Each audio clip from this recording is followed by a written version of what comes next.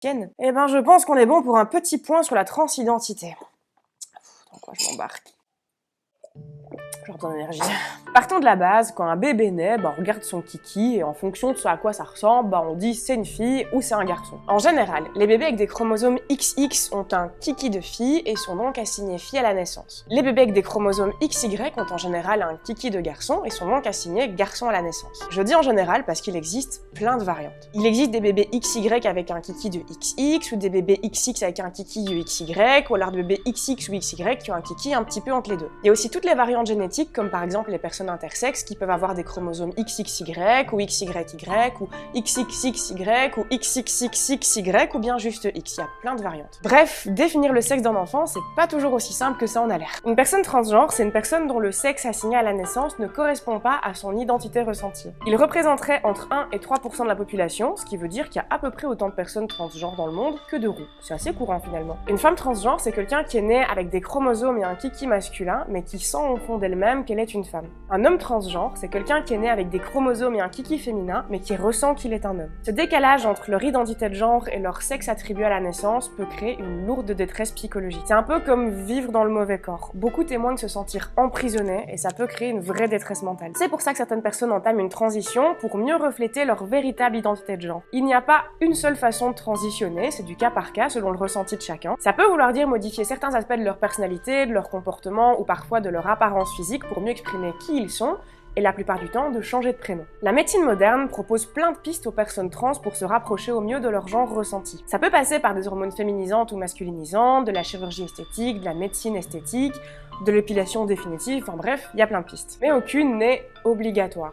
Chaque personne trans choisit la manière dont il ou elle souhaite transitionner, avec l'aide de la médecine ou parfois sans aucune intervention médicale. Quand c'est avec l'aide de la médecine, évidemment, c'est très encadré. De nombreuses études ont démontré les réels bienfaits psychologiques d'une transition pour les personnes trans et également de réels bienfaits sur leur qualité de vie, mais malgré tous ces bienfaits qui ont été démontrés, ça fait beaucoup débat. De nombreuses personnes militent contre les droits des personnes trans. Genre, qu'est-ce que ça peut vous foutre? Mêlez-vous de vos oignons. Je veux pas que cette personne existe alors que ça change rien à ma vie.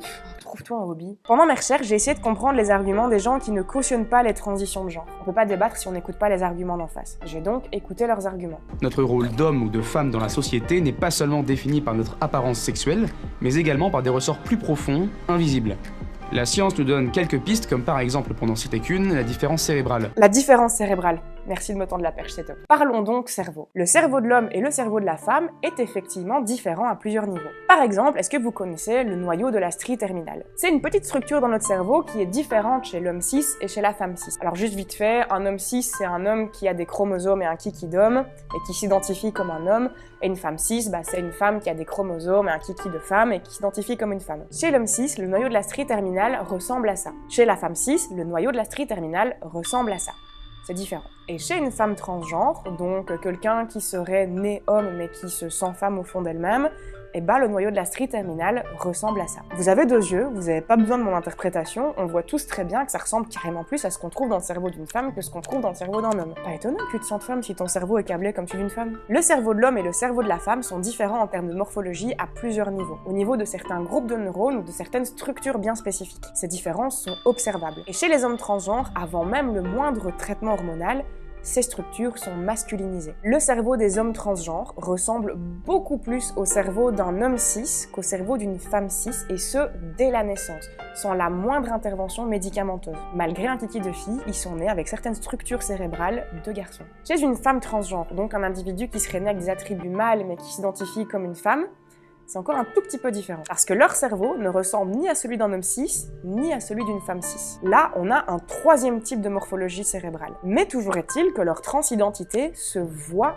au niveau cérébral. C'est pas une lubie, c'est pas un choix, c'est pas dans ta tête. Enfin, si, c'est dans ta tête parce que c'est ton cerveau. Enfin bref, on se comprend. La transidentité, c'est une réalité biologique. Je saurais pas vous citer toutes les études et tous les points qui ont été observés qui démontrent la réalité médicale de la transidentité. Il y en a beaucoup trop. Il y a vraiment une tonne d'études sur le sujet, et encore une fois, tout ça est en description. On n'est pas encore trop sûr de quelles pourraient être les causes exactes de cette différence entre le sexe biologique d'un individu et des structures cérébrales qui ne correspondent pas au sexe biologique de cet individu, mais selon les connaissances actuelles, il semblerait que ce serait principalement lié à certaines hormones bien précises libérées à des moments bien précis pendant la grossesse. Selon les connaissances actuelles, on est transgenre.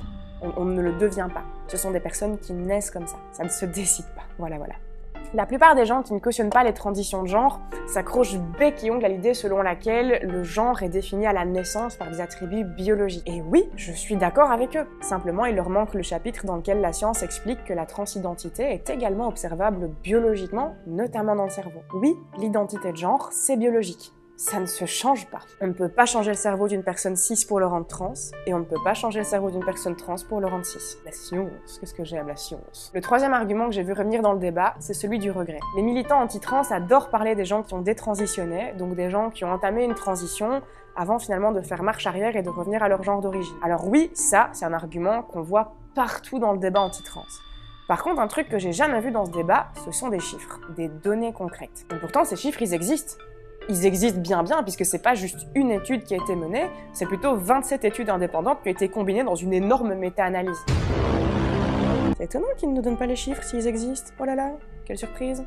Alors une méta-analyse, vite fait, qu'est-ce que c'est? Dans le monde scientifique, t'as plusieurs paliers de crédibilité pour une preuve scientifique. Tout en bas, t'as les opinions d'experts, et tout en haut, t'as la méta-analyse. En général, il n'y a rien de plus solide comme source dans le monde scientifique. Bref, cette méta-analyse s'est penchée sur le taux de regret des personnes qui ont transitionné. Sur 3398 patients qui ont fait une transition, seulement 16 ont exprimé du regret ou entamé une détransition. Sur ces 16 personnes, une d'entre elles a expliqué regretter mais ne pas vouloir revenir à son genre d'origine. 2 ont envisagé de revenir à leur genre d'origine mais ne l'ont pas fait. 3 ont réellement détransitionné. Et 10 ont détransitionné avant de finalement retransitionner. Sur 3398 patients, seulement 3 ont détransitionné pour de bon. Ce n'est même pas 0,1%. Et cette extrême minorité est utilisée pour invalider les 99,9 autres %.